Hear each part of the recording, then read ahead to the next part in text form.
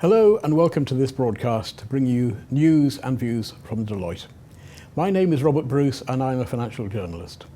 Joining me today to discuss the publication of the completed IFRS 9 incorporating the new impairment model and amendments to classification and measurement is Andrew Spooner, lead IFRS partner on financial instruments, and Kush Patel, a fellow financial instrument specialist and director at Deloitte. First, the traditional disclaimer. I'd like to stress that the views expressed in this broadcast are personal views and that they are not necessarily the views of Deloitte. Welcome, gentlemen. Andrew, now we have the momentous achievement of IFRS 9. Talk us through. Yes, it actually has been pretty momentous. I mean, the ISB has been working on this project for about 5 years. It actually started pre the financial crisis and has kind of taken on a slightly different path because of the financial crisis. I mean, there have been multiple versions of IFRS 9 and that actually can be quite confusing. So we actually have a 2009 version, a 2010 version, and a 2013 version. Now this is the 2014 version. So what this really does is take all that previous versions and make some amendments and also introduces some new stuff, which culminates in this 2014 version. Now, this new 2014 version is applicable for accounting periods beginning on after the 1st of January 2018. However, comparatives are not required to be restated, so there's a choice there. Also, early adoption is possible, but whether you can early adopt really is going to depend really on your local jurisdiction. So in some cases, for example, in the EU, we'll actually have to wait for EU endorsement to adopt that new standard. So this version includes requirements which we've previously knew about and new requirements. Could you just summarise the differences? Okay, yeah, I mean it is pretty complicated. So what we've got is in the 2009 version, they introduced a new model for classification of financial assets. The 2010 version had something on liabilities. The 2013 version has something on hedge accounting. Now, what we now have the 2014 version, it's taken that, but also amended some of the requirements on classification of financial assets. So if we go straight to the 2014 version now, what do we have? Well, we have a new model for classifying financial assets. And that new model is based on the business model, which is holding the financial assets, and also the contractual cash flows of the financial assets themselves. You answer those two questions and that determines how you measure it. So first of all, if we start with debt instruments, if you have a debt instrument where the contractual cash flows represent a return of interest and principal, and it's held within a business model to collect the contractual cash flows, then that is going to get amortized cost measurement. Now, something similar to that is the fair value through OCI measurement. Now, you get in there by passing that same contractual cash flow test, but you have a slightly different business model. So in that example, you hold to collect the contractual cash flows, but you may sell the assets. So it's kind of like the middle ground. And then the third bucket, if you like, is fair value through P&L. So anything that doesn't meet those two criteria falls into the fair value through P&L. Now for equities, you still apply the same business model and contractual cash flow test, but effectively it means that equities are going to be fair value through income. So that's kind of the default position. There is one, exception which allows you to fair value through other comprehensive income investments in equity securities. Lastly, derivatives, that's exactly as it was before. Now, it's worth just mentioning, so that's classification of assets. Then we move on to liabilities very briefly. So liabilities is the same as what we already have in IAS 39, except for one piece. That one piece is that changes in own credit risk get revalued through other comprehensive income, so not through the P&L. Now turning to impairment, well, the major difference for impairment is we're introducing an expected loss model. So we're getting rid of the incurred loss model and coming up with a model that is far more forward-looking in our assessment of provisions. The last thing that's being included is hedge accounting. Now this is the same hedge accounting that was introduced in 2013, and that's just been moved across into the 2014 version. And there is just one more point just worth mentioning, recognition and derecognition.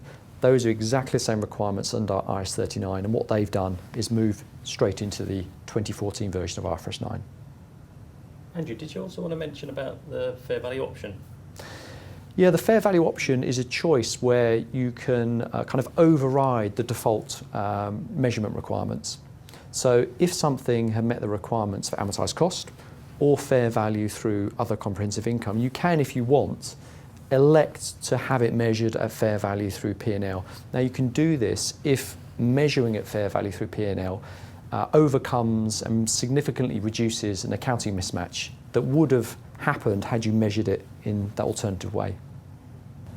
What are some of the key differences between this approach and the old IAS 39 approach? Kush, can you talk us through that? Sure.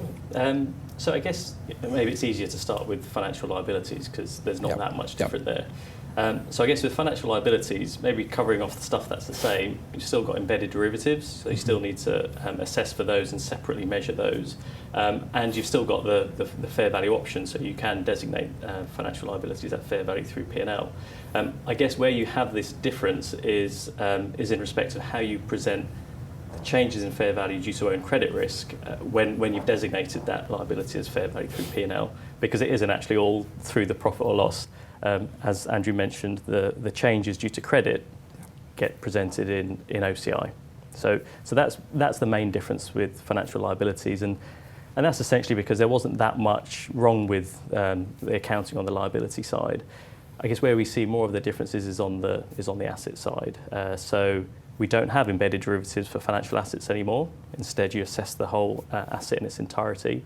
So I guess if you've invested in a convertible asset, for example, you wouldn't separate out the conversion option as an embedded derivative as you would under IAS 39. Instead, you classify the whole thing as fair value through P&L. I guess some of the other differences under IFRS 9, whether the asset is quoted in an active market is kind of irrelevant with this model because it's still based on contractual cash flow test and the business model test, and you don't really look to see whether the underlying is quoted or not, which I guess is different to IAS 39 because there, if you had let's say a debt security that's quoted in an active market, you would have to recognise that at fair value unless you could assert you're holding the asset to maturity. Whereas under this model, if you've got it within a business model, which is to hold to collect the contractual cash flows, you could have it at amortised cost, regardless of whether it's quoted or not. I guess another difference to highlight is in respect of the fair value through OCI category that Andrew mentioned. And it's different for equities and debt instruments. So perhaps if I think about debt instruments first, under IAS 39, if you were to impair a debt security that's classified as available for sale, you would end up recognising the full amount that you had deferred in reserves in P&L, and so essentially the impairment is based on fair value.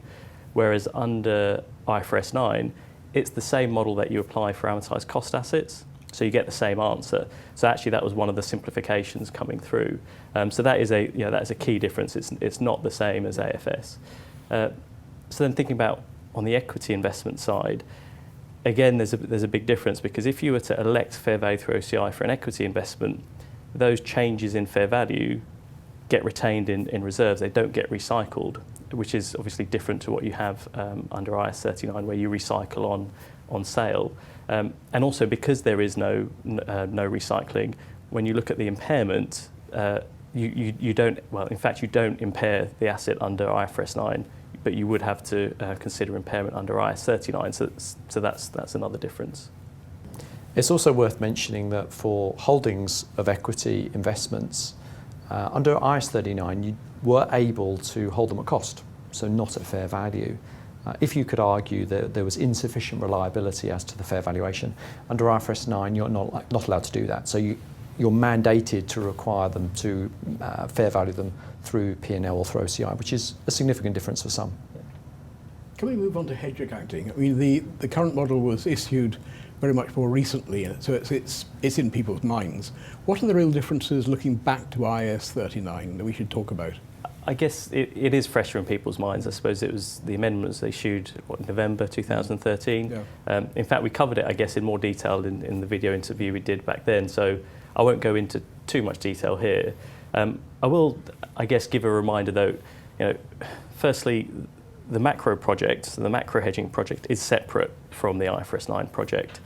So the amendment that came through to IFRS 9 only dealt with the general hedge accounting rules.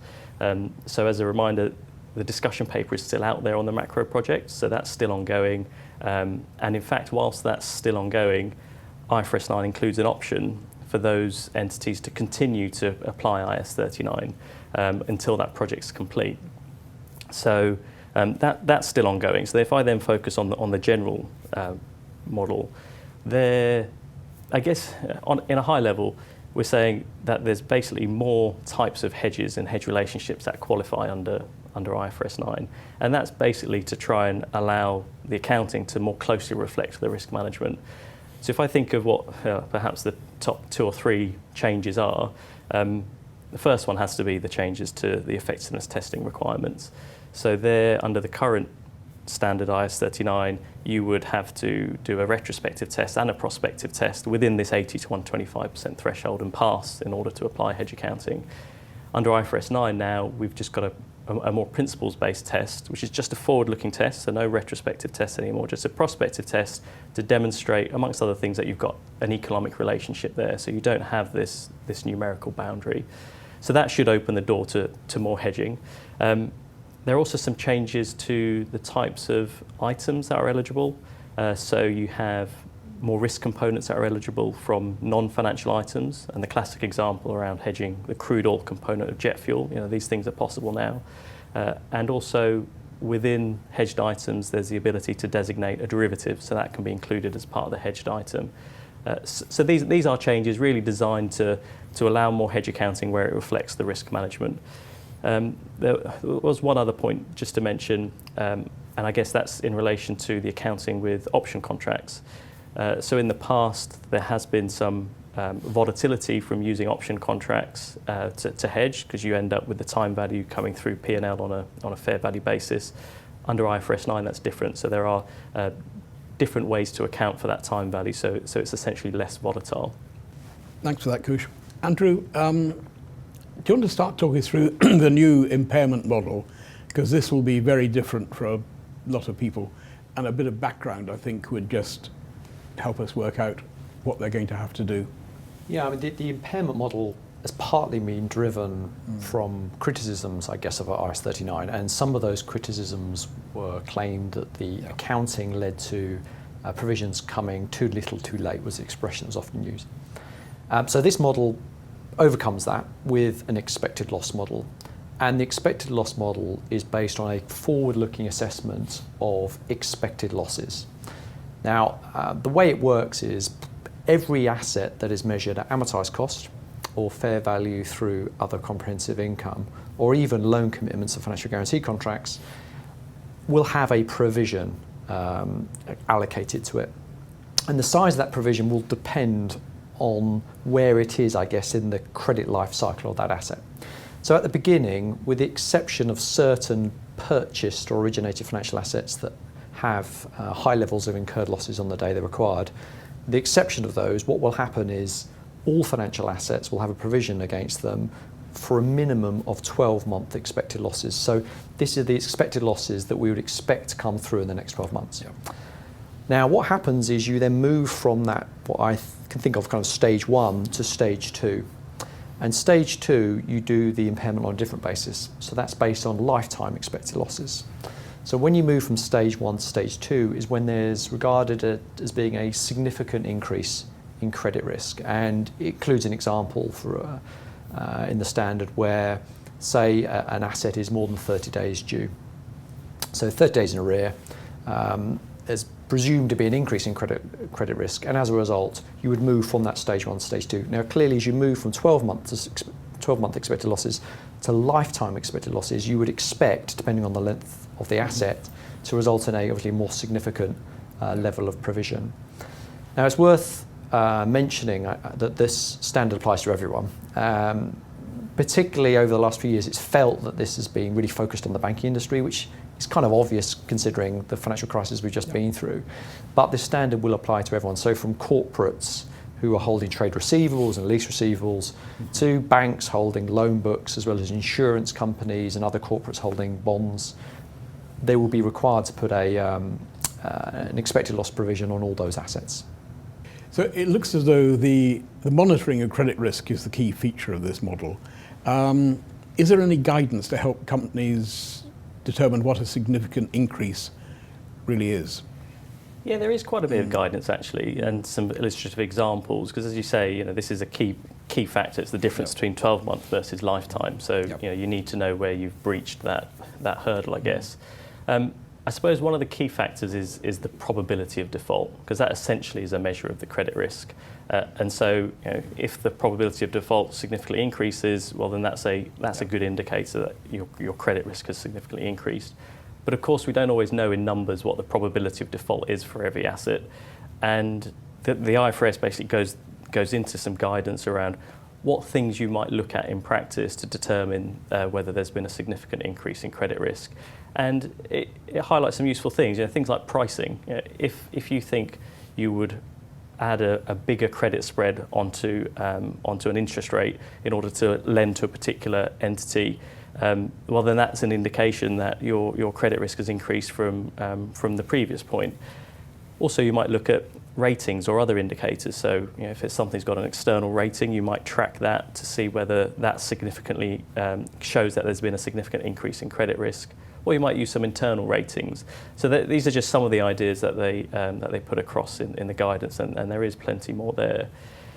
I suppose it's not all about kind of monitoring kind of numbers and statistics and the like. There is the rebuttable presumption that if something's 30 days past due, that there has been a significant increase in credit risk, which you can imagine for a lot of people that's quite a nice, neat measure to look at, something to point to. But as I say, it's rebuttable. So there will be circumstances where that isn't an indicator of a significant increase in credit risk. I guess there are other aspects to try and make the model a bit more easier to apply. So, for example, if something has low credit risk at the reporting date, essentially you don't need to assess whether there's been a significant increase in credit risk, because for those things with low credit risk at the reporting date, you can still continue to have, or in fact you're required to continue to have the 12-month expected losses.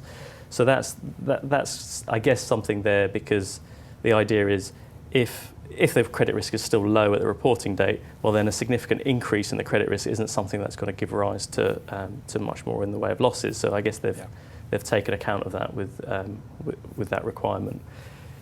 I suppose other things to try and make this assessment a bit easier.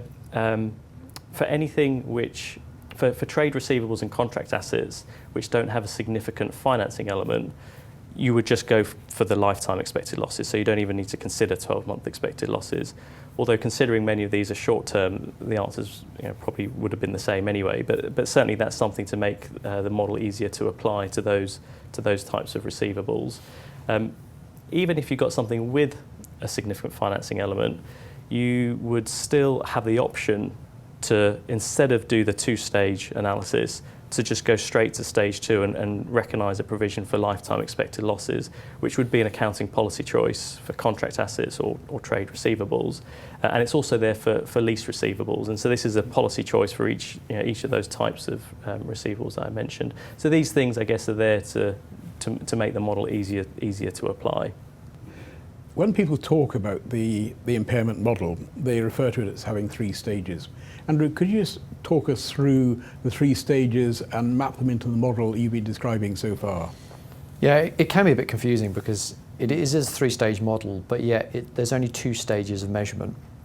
And I'll try and explain what I mean by that. So we have a kind of stage 1 and stage 2. So the stage 1 is just providing for 12-month expected losses. So this is what you'll do when you initially recognise, and this is what you'll do, as Kush mentioned, as long as you're in a low credit risk for the asset or it hasn't significantly increased in credit risk, you'll stay within that 12-month expected losses. Now when you move over to the stage 2 is when there has been a significant increase in credit. So in that case, you then move to lifetime expected losses. So those are the kind of 2 measurement buckets or stages. Now, you're right, there are 3 stages, and the reason there are 3 stages is to do with how you calculate your interest income. So those first 2 stages, what you do is calculate your interest income on the gross amount, so on the gross carrying value before you deduct the provision.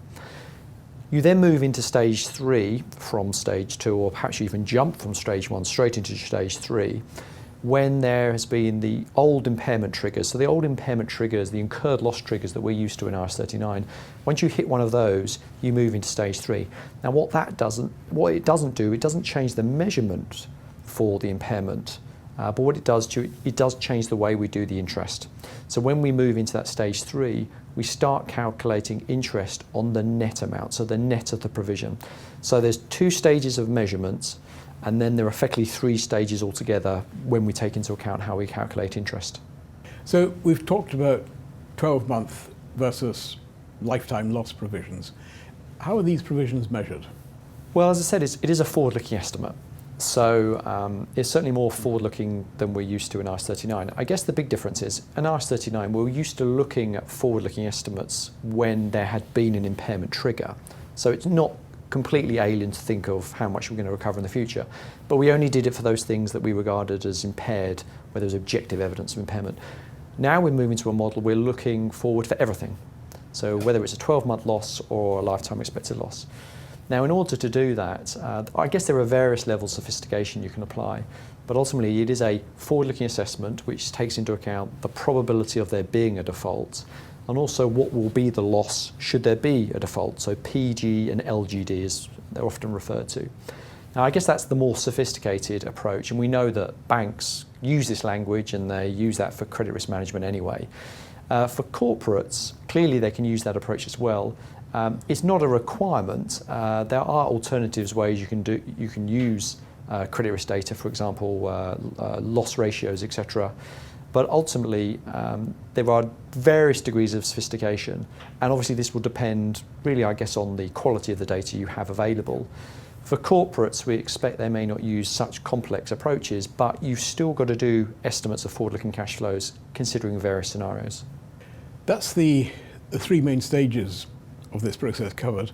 Kush, derecognition was also part of this project. Where does that fit in? Yeah, so some of you might remember that the ISB issued a exposure draft proposing a new derecognition model way back, I think it was like 2009. But in the end, they didn't go with that model. And so what we saw in 2010 was the existing model in IS 39 being basically lifted and put into IFRS 9. But I suppose one change which we did see come in was in relation to the disclosures. So there's basically much more disclosures that came into IFRS 7 at the time and have actually been applied for some time now. So yeah, it's been since about 2011 those disclosures have been required. And that was essentially getting to a converged position with the US FASB on the disclosure side. Following on from that, Andrew, is all this converged with FASB now? Unfortunately not. As Kush mentioned, the disclosure for derecognition are, and that was kind of if you like a separate project. I mean, both boards have been working to reach a converged solution on this, and they've been doing that for a number of years. At the back end of 2013, it was clear that that converged solution was not going to be achieved. And there are, I guess, a number of angles to that. Well, if we start with classification and measurement, the FASB did consider the approach in IFRS 9 to look at business models, etc. But ultimately, the FASB has walked away from that approach, and instead what they're going to do is look at targeted amendments to their existing guidance. Now, on impairments, once again, that was a very important thing to try and achieve convergence, and the G20 and the Financial Stability Board were really pushing for convergence in this area. That has not been achieved. But what I would know is that the US approach, which they are going to introduce shortly, is also going to be based on an expected loss model. So that they're not keeping their incurred loss model, they're also going for an expected loss model approach as well. I guess the big difference though is that the expected loss model the US is going to approach won't have that stage 1, that 12-month expected losses that we have under IFRS 9. Lastly, on hedge accounting, that's not really been an area they were ever really working on together anyway. So that's an area where we are far apart, and particularly with the developments in IFRS 9, we are going to be quite far apart on that issue. Thank you for all that. Any other business? Are there any other areas that you want to talk about? It's probably worth mentioning transitioning and transition accounting, because for those that adopt IFRS 9, they'll have to think about what their date of initial application is. So, as Andrew mentioned, this is applicable for periods beginning on or after 1st January 2018. So if you had a calendar year-end reporter not doing comparatives, which they could choose not to do, their date of initial application would be the 1st of January 2018. If they choose to do comparatives, that would be brought forward by a year. And I guess that date's quite important because they'll have to think about their fair value option assessments and essentially do them again at those dates. They'll have to assess their business models as at those dates, based on facts and circumstances that are present then. And also for hedge accounting, that's all prospective. So you need to make sure you've got your designations in place by that date in order to apply hedge accounting going forward. And then there are also some various exceptions and expedients to try and make the retrospective application more easy to apply, I guess, in certain areas. So there's actually quite a lot to kind of read into on the transition side. So there's a bit of time for companies to plan, but that's going to be very important planning time needed. We've covered a huge amount of ground. Thank you, Andrew. Thank you, Kush. There are a huge amount of resources on IAS Plus, and also there is an interview with Andrew and our lead banking partners on the impact of IFRS 9 for banks. Thank you very much for watching, and goodbye.